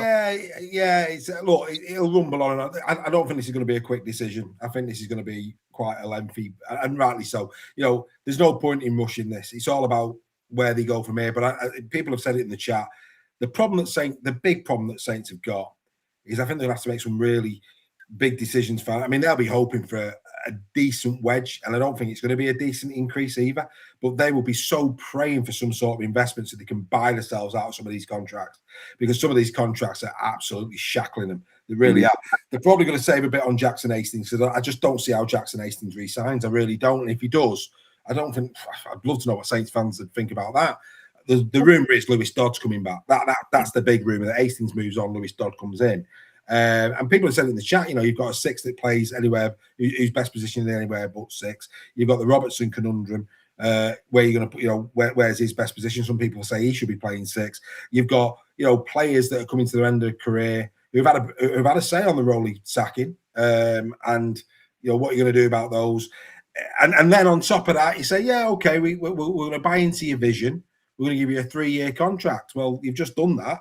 I think any coach, I'd say whoever that coach is, they're gonna have to back themselves in big time, because in the recent past, Saints before the recent past have always been pretty steady away with the coaches and all the rest of it. But if you're a coach and you're looking at uprooting your family, that's the other thing. If you're an Australian coach and you think you're uprooting your family to the UK, and you've just seen the last 2 coaches through fan power lose the job, and and any coach worth his salt will know this is a big project because of the way that club is currently set up. It's not going to happen overnight. It's going to take time. It's probably going to take 2 or 3 seasons. And that was the other thing that made me a little bit, the statement to be that, we're going to, we need to retain our status as the premier team in the competition and silverware. You're a long way off that. And those type of things don't help, because you're inflating what even the Saints fans have got to concede. On paper at the minute, it looks like a bit of a mountain. And it's probably going to take a couple of seasons to scale that mountain and get back to being genuine Old Trafford contenders and silverware contenders. It's a brave person. Whoever takes that job on, it's a very, very brave person indeed. But it's going to be interesting. It's going to be very, very interesting indeed. Right, well, I'm sure we'll keep coming back to that as it goes through. But I just felt, with the odds coming out, worth a look. Greg, John Cartwright, rightly so as well, says that the Captain's Challenge needs to go in this hemisphere. I was dead excited about the Captain's Challenge. But when you're seeing games going on for 2 hours, I think it's time to say, do you know what? It's got to go. It ain't working. Not in this hemisphere. Yeah, end of discussion as far as I'm concerned. It's not worked. It's a great idea in principle. It works well in the NRL. It's not worked well over here. And like you say, games are dragging on. Referees, video refs are taking too long to make a decision. I would get rid of that, and I would also get rid of 6 again as well, if I'm being perfectly honest. I think 6 again is quite possibly the reason why we've had a lot of injuries this season, because players simply aren't getting a rest between sets. The penalties given, you get a couple of seconds off. So for me, captain's challenge and 6 again should be either rethought or binned altogether. Fair enough. Joel, back to you. Or you don't have any, Joel? You not having that? No, I don't quite agree. I agree with the time it's taking, but in concept, if it works in the NRL, why doesn't it work here? Because of the cameras, mate. But there you go. But if we can get that sorted, then it's a fantastic idea. So, but in its current format, I understand, but I think it's a great. It's one of the best things that they have over in NRL, and if we can get things right, it has to come back. Fair play. And I don't disagree with that. I don't like it. The technology, no, it works in the NRL. It does. It works in the nothing's just. But like I say, unless the production's right, it ain't going to work over here. So yeah, I think it is. I think John Cartwright is well placed to say that, because by the time he got home, his tea was in the dog. I'm led to believe on Saturday he got home that late. They have Fox eyes there, don't they, as well? I think. What's that, mate? They have the Fox eye cameras there, don't they? I will bow to your knowledge when it comes to the NRL, mate. You know your beans. You know your beans. All I know is that people needed cat's eyes to get home on Saturday night. It was that late. But anyway, that's another story. Right. Castleford Tigers, mate. Castleford Tigers. Can you believe this, Joel? I don't quite believe this, but then I do. We've just had the Paul Rowley fiasco at Saints. And this weekend, for the first time, Ryan Carr was being mentioned on Castleford Tigers socials that confidence has gone and perhaps he needs to move on. I thought this was hanging, personally. I think you've got to look at the job he's been given, the squad that he inherited. You look at who he's bringing in for next season. Again, for me, you've got to look at it. I mean, it's a bad look. I mean, they should never have. They shouldn't have lost by. Losing's okay against 12 men as long as you're fighting, and it was Wakey was superb. But I get it. I get the whole FC after Wigan. I get it. But this, for me, is about players. If you can get this, is that the players got up for Wigan and Leeds and can't get up for Hull and Wakefield, and that for me is why he's changing the squad. And I found this I found this hanging. Can you believe that Ryan Carr at this moment in time is being mentioned on Castleford Tigers forums as potentially he needs to go? Let me caveat what I'm about to say with saying that I like Castleford. The club, the fans, everything great. Love it. Good evening, Simo. Carry on. But please do not turn into St Helens fans. You're not them. You don't need to be them. Castleford have been doing really, really well this season, and that's been under Ryan Carr. One bad game should not make you decide that he's no longer the man for the job. That is just you don't have the right to even make them kind of silly points. He is the man for the job. Stick with him. Give him another 2 years, because that's what he needs. He needs 2 to 3 recruitment cycles, and once he's got that, he's got the team he wants under the contracts that he would hopefully want within the club. Give him that space. Do not turn yourselves into them Saints fans that think they have the right to decide what happens, because you know you were called classic ass. Keep that way. We like you. Enjoy it. Enjoy the time that you're having. One bad game doesn't mean that a coach needs to go. I'd have Ryan Carr at Huddersfield if we didn't have Jimmy. Just chill it out a bit. Yeah, I mean, look, you know what, Greg? We haven't gone there. You know, and look, I like Chris Chester. I just put it out there. Did a sensational job at Leigh, but in Chester we trust. And I don't get me wrong. You know, there's a lot of activity going on transfers for 2027. But when you look at this year of Avalawa, no. Weaver, no. You know, you look at. So I mean, Mapalangi's been tick, lovely, well done, fantastic. Yeah. You know, but you look at it and you're going, big, you know, these. I mean, I think Blake Taft, we'd all agree, Blake Taft's a good player. It's just a shame that he got his ACL, and you know, that's I think Taft could do what Sevo did and come back and light Super League up. I think he's a quality player. But there's been a few errors there. There's been a few errors in judgment at Casper. They need to get next year right, don't they? They do, but you could say that about any team, Dave. You know, you sometimes are taking a shot in the dark with some players. You're reliant on your scouting team to pick up players who fit, players who have the right attitude. You know, that's just not a Castleford problem. But I'm with Joel. I think that you know, Ryan needs to be given a couple of seasons. He's got some good names, but I'm going to say it. Potentially good names, great names coming in next season.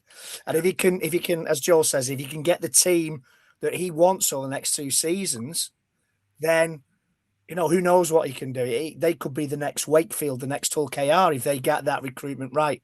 But yeah, there's always going to be some time. I only said maybe. Mate, did you just say that? Oh, mate, the Castleford fans are seething.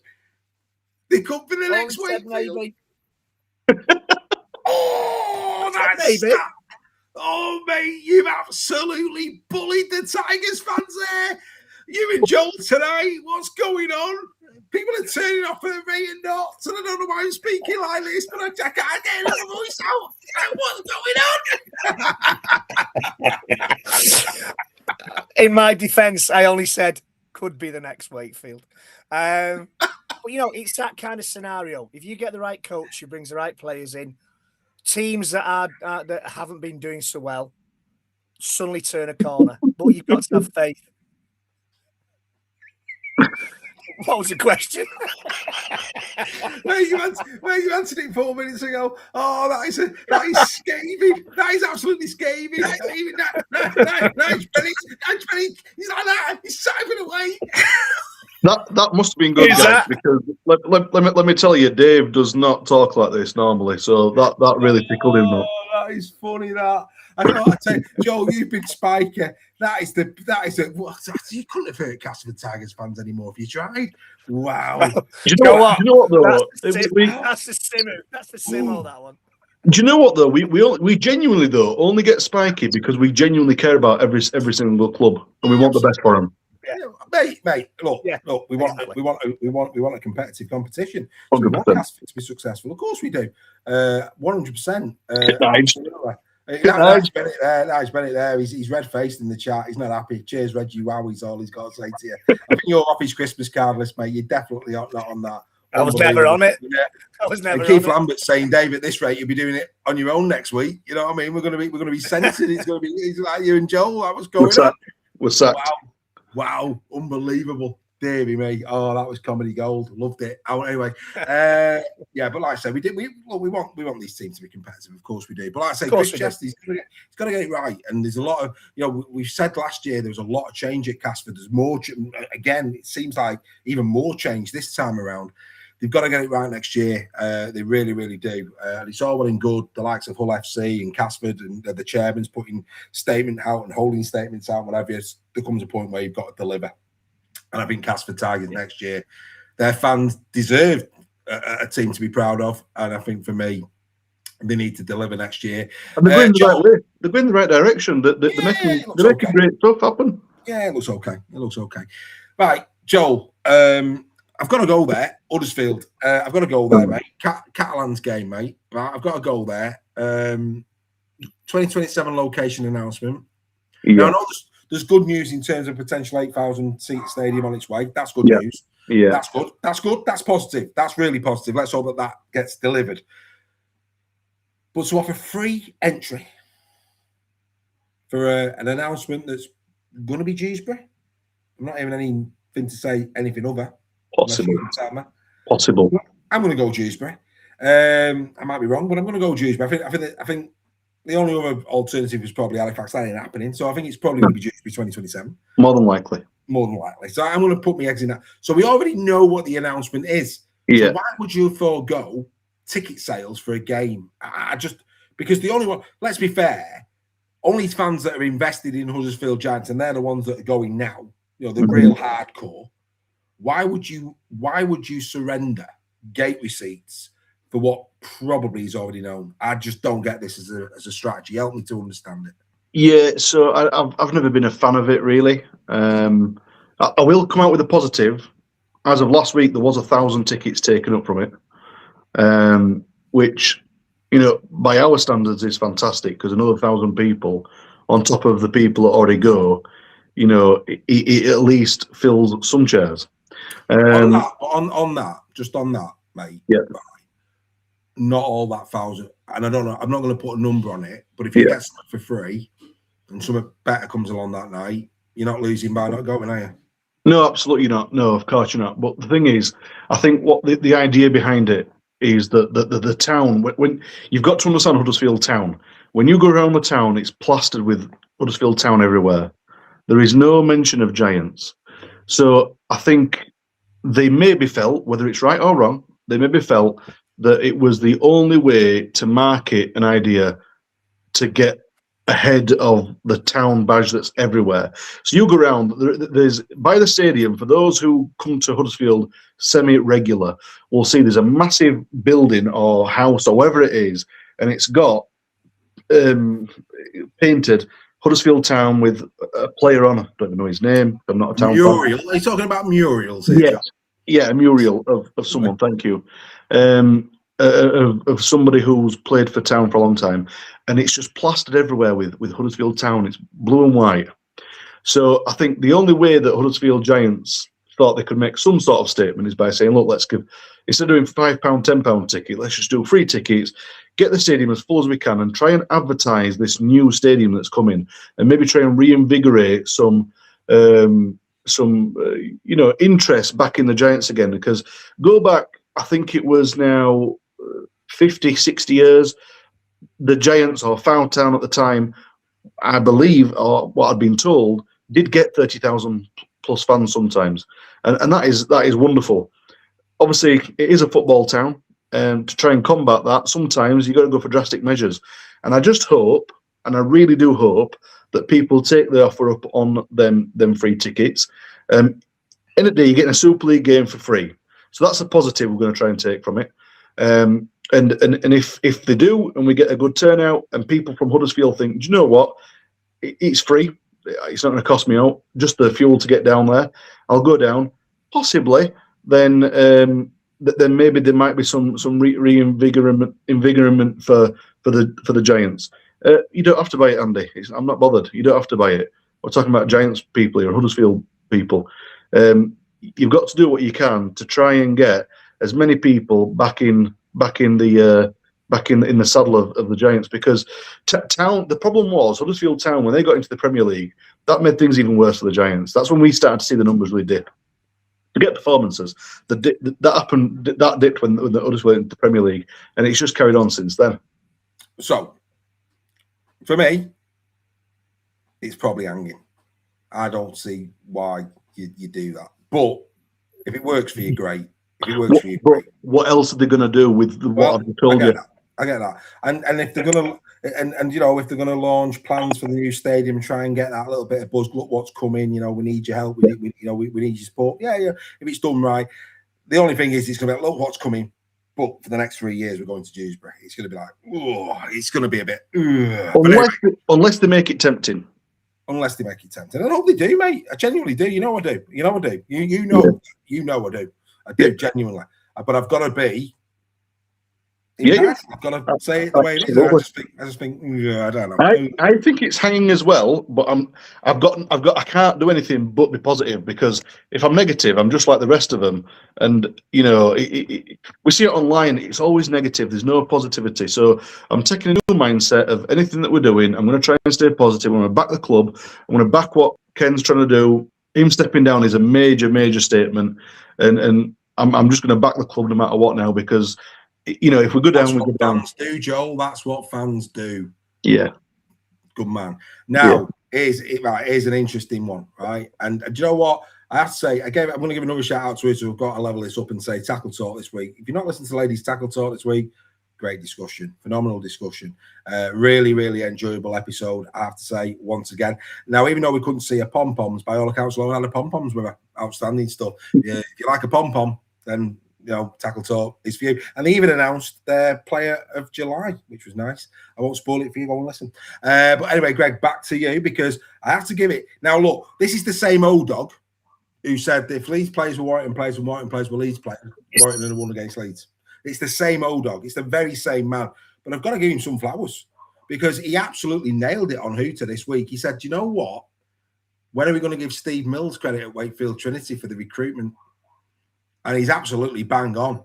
Wakefield Trinity's recruitment and continues to be very, very good indeed. It does, yeah. That's a fine point from Mr. Old Dog there. Just quickly going back to what Joel was saying. You're going to have to go and come back, mate. You're going to, we're getting, whoa. Get loads of feedback. Go, come back. Joel, you pick up where that left off. You don't know what's going on. All I can hear is whistling, Reggie. Go on, Joel. Same thing. Steve Mills. He's doing a great job at Trin, isn't he? Also, that Odog. Odog, yeah. He said that, with the likes of Fire Tilly, Hamlin Ueli, all the rest. Yeah. Tyson Smoothie's coming good for him this year. They've got, the big signings coming in for next season. Yeah. You've got to give his due. He's doing a really good job. We gave a load of flowers to Chris Chester, mate. You've got to give flowers to Steve, haven't you? They have built the perfect blueprint so far, and everything that they do. Do you know what the great thing about what Wakefield are doing is when they're letting players go, they're now signing with just as good, if not better, players coming in, and that is a recipe for success for sure. Well, this is the latest. Mason Teague on his way for next season, being announced today or yesterday. I can't remember what day it was officially announced. This one, my apologies. But you know what? Interesting. This is that direct replacement for Tyson Smoothie, who is of course off to the Perth Bears. He's only 24, just turned 24 this week, or maybe last week. It was early in July. I know that. He's had 8 NRL appearances. He's 50 in the Queensland Cup. 5 international appearances at Cook Islands, 26 appearances this season, made 9 breaks, 3 offloads. He's got a 98% tackle efficiency, and he averages 98 metres a game. They're very strong numbers indeed for a player that's playing 9. No doubt about that. And I think what's interesting about this, we've talked all year, Joel, about the bench of Wakefield. Mm-hmm. And there's no look, Harvey Smith is an out-and-out 9 for me. He's an out-and-out 9. So if you've got Harvey Smith on the bench, it's a replacement. It's a replacement alongside Tyson Smoothie. We know that. Yeah. What's really dangerous about this signing is that you've got Harvey who could start as your 9, and you've got 2 players in Mason and in because of course Jay Pitts. I'm not sure if Jay Pitts is going around again. He might be retiring at the end of the season. But you've also got Jazz Tavanga. Now Mason has played loose forward in his career. Jazz Tavanga has played hooker. So they've actually got in Mason and Jazz 2 players that can play 13 and 9, and if absolutely needed, could possibly slot in to second row. And I think that makes their bench even better, because if they start with Smith, with Harvey in the front, in the 9 position, and have either Mason or Jazz Tavanga on the bench, it gives so many options to Darryl Powell, and it gives them, like in the heat of battle, you've got the likes of, anything can happen in terms of players can get injured. For me personally, this is a great signing because it just gives Darryl Powell so much cover next season. Well, interestingly, you know how we had the emergence of having, because years ago you'd have the same 9 that would play the full 80 minutes, and then over the past few years we've noticed that players will play 9, they come off, go on and interchange for a little bit to give them a rest. The new emergence that we're seeing, and this is something that, and if there is any positivity to take out of Huddersfield, is this: we signed Cole Geyer from Oldham, and he's been up. Well, we're not signing; he's on loan. I'm hoping that we get to sign him for this next year, and you'll understand why from what I'm about to say. So when he came on, I think it was the game when we beat Wigan. They put Cole Geyer at 9, and they moved Zach Wolford to 13. Yeah. And when he did that, it opened up a massive attacking threat. and he was fantastic in defence. Now, come forward to Wakefield, this is even better. If this is working for Huddersfield, and we did that at the weekend, and we managed to win, even though it would be just, bring in Mason Teague, if he comes in at 9, maybe off the, as a starting 9, and then he moves to 13, and then you bring on a 9 at Wakefield, my word, they will be unbelievably dangerous, because Teague is an exceptional defender. Defender, he's decent around the ruck. I just think he's another. He's not got the punching power of Tavanga. He's not got that hit, but he doesn't need to. He doesn't need to. Do you know what? Really like this signing, and like I say, in terms of the bench, I think it makes their bench better because it's going to give Darryl Powell so many options next year. Great bit of recruitment yet again from Steve Mills. Makes Tavanga more dangerous as well because you don't have to do as many minutes. Mate. Yeah, absolutely. Yeah, Trinity Steve T can play loose forward. We have said that. We did say that, didn't we? We just said that. We just said that. I think we're just talking about now. Steve might be running a bit behind. I don't know. We've got, but like I say, him and Tavanga can play 9, 13, back row. Yeah, very, very good. Right, in closing then, Greg, we'll bring you back. Hopefully you're not whistling this time. I think it'd be a miss of us. Oh, there, yeah, it's much better. Shay O'Connor at Wigan. Now, banging, absolutely banging this for Warriors fans. The only caveat I'm going to give to this is we were very excited over Noah Stevens. And so I think we've just got to go, let's be cautious here. Because when Noah came onto the scene, we were like, whoa, this lad looked like he could be huge. And, and we wish Noah well. We know he's going through, his injury concerns at the moment. And we do hope to see him on a Super League field in the future. We've got to be cautious here with Shay. But I think at the moment, you can talk. Hodkinson's been outstanding. There's a lot of flowers around Taylor Kerr. This player, I like me forwards. I like this lad. I like this lad a lot. Yeah, for me, he's going to be banging. A great, what can you say about Wigan? They keep bringing these players through just when you think you might have a chance of getting them to them because you've got injuries, you've got players missing for whatever reason. They just bring these little pearls out of the shells that from reserves from the academy. And yeah, he's another one. I'd be careful with him. I think with Noah Stevens, maybe we kind of called for him to come through, and sometimes we couldn't understand why he wasn't playing at times, but he's had his injury problems as well. But yeah, with Shay O'Connor, I think if they nurture him well and they bring him in gradually, he's doing a great job at the minute, but I think he's one for the future. He's a future international player, definitely. So yeah, looking forward to seeing more from him in the future. Very, very exciting, very good player, and very easy to spot as well. He's a player. I tell you, I do like a good middle unit, and Kerr's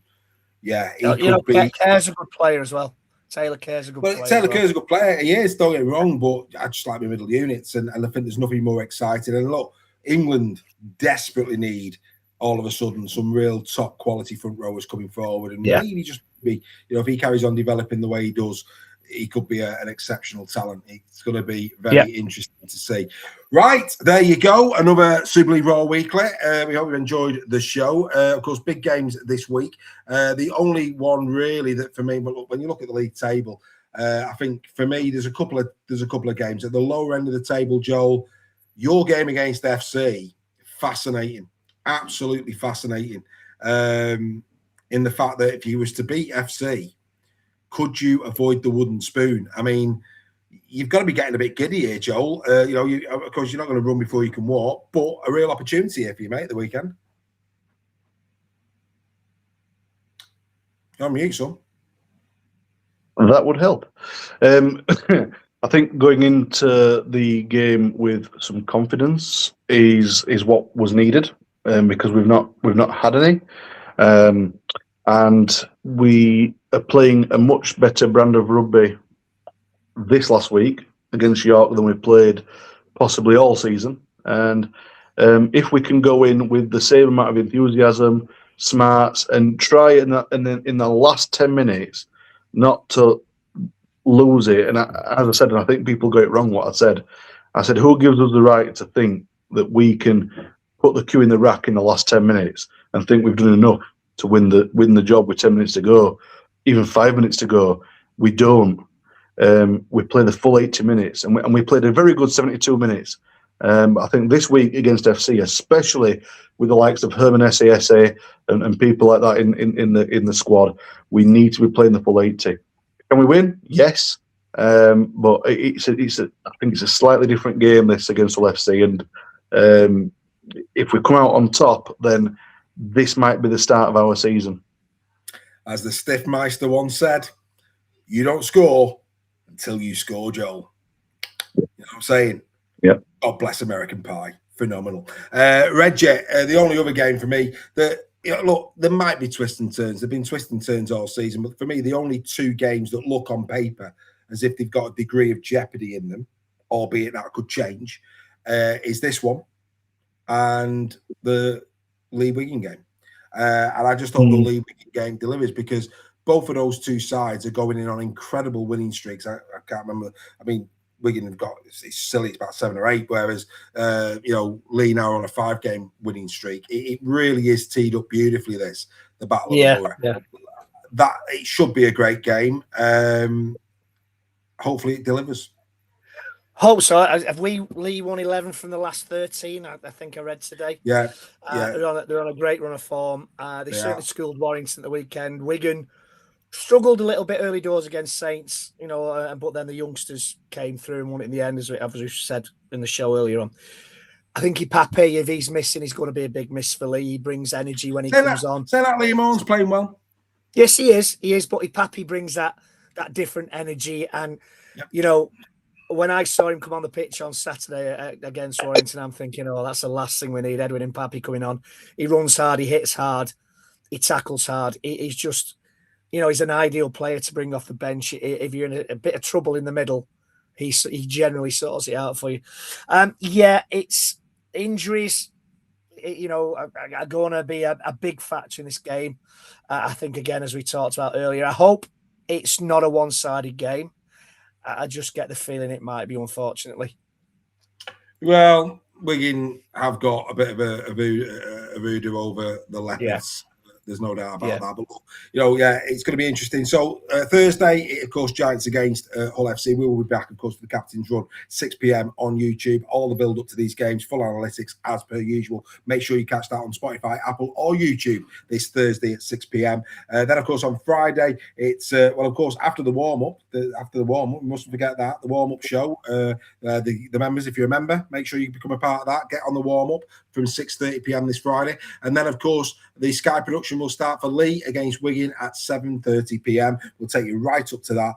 Of course, on the same night, KR take on Bradford. You can't really see any real problem there for KR, but we'll wait and see on that one. Leeds take on Toulouse at home. No Ollie Ashelbot. Should be okay there, Leeds. Warrington go to Castleford. You never know. Castleford might turn up at home. You never know. But Warrington, if they've got any real ambitions to kick on or convince anybody they could get to any form of Old Trafford or get deep into the playoffs, then they need to go to Castleford and win. If they don't, well, for me, I think it just basically says it's going to be another disappointing year for the Wire. Then, of course, the York Knights take on Saints. That's an interesting game. Saints will go there. Fred Bear. York are not a gimme by any stretch, but again, be an interesting game. I think if Saints lose that, I think everybody then really does start to write them off for playoff places. And, of course, the final game, tricky one this for Wakefield. They go to the Catalans Dragons, who, of course, will be buoyed after that win against Toulouse last week. All the build-up to those games on the Captain's Run. That's coming your way this Thursday. Of course, don't forget myself and Craig Lingard will be on tomorrow at 7 p.m. on YouTube, talking all things Championship Rugby League. Keep your eyes. Now, there will be a few changes because I'm going on holiday next week, and I have to say I've hit the wall. I'm absolutely drained. I've been doing this non-stop for I don't know how many years now. I don't take a break. I never have took a break. But for this last week, I have felt completely drained. So I'm going to take that week. So what's going to happen with the shows, I'm not quite sure during that time, but I hope people will forgive me for that. It takes a lot to produce this every week and put it on, and all the other shows that we do. Now, Hooter, Tackle Talk, they will happen regardless. They will remain. We need to discuss what we're going to do for weekly. We might pre-record one this week and put that out and make it a bit fun. Don't know what we're going to do with regards to that. But in terms of captain's run, in a week's time won't happen. And in terms of turn out the lights, that might actually come back in a couple of weeks' time. But yours truly needs a break. So I do apologise for that. But when you've had 50, when you've worked, and Greg, you'll vouch for this, Joel, you'll vouch for this. Yeah. I've just worked straight, and it's just come to the point where I need a break. I just need to take myself away and just recompute and come back and go again. So that's basically where I'm at the moment. So do forgive me. We will try and put something out this time next week while I'm down in Cornwall. But yeah, enjoy your rugby league. I'm sure you will. I hope you've enjoyed tonight's show. I'm sure you have. And yeah, we will be back at some point, hopefully the same time, same place next week with a pre-recorded show. But we'll certainly be back in 2 weeks' time on Tuesday, live as we are now. So on behalf of us all, thanks very much for your time. Enjoy your rugby league this weekend. Bye for now.